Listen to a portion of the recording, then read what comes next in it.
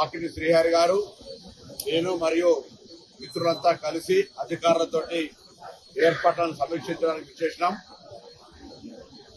Common గా మృగశిర 8వ తారీఖు ఎప్పుడు ఉదయం పూట వస్తుంది.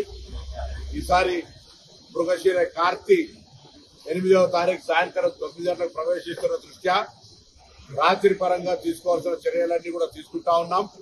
అదేవిధంగా 9వ తారీఖు ఉదయం కూడా నిరంతరంగా సాయంత్రం వరకు కంటిన్యూగా జరుగుతుంది.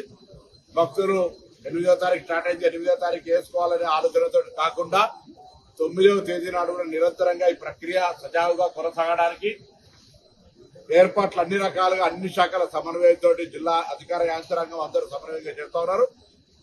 వచ్చేటువంటి ప్రజలకు ఎక్కడ కూడా చిన్న మాత్రం అసౌకర్యం కలగకుండా ప్రభుత్వ ఏర్పాట్లతో అనేక స్వచ్ఛంద సంస్థలు కూడా ఇందులో భాగస్వాములై రాష్ట్రాలు వేరే రాష్ట్రాల నుంచి వచ్చేటువంటి వాళ్ళందరికీ అన్ని రకాల వసతి సౌకర్యాలను ఏర్పాటు చేస్తా ఉన్నారు. కాబట్టి ఎక్కడైనా ఎవరైనా అలసత్వంగా ఉండడానికి వీలు లేకుండా ప్రభుత్వ అధికారులందరికీ తగిన సూచనలు ఇవ్వడం జరిగింది.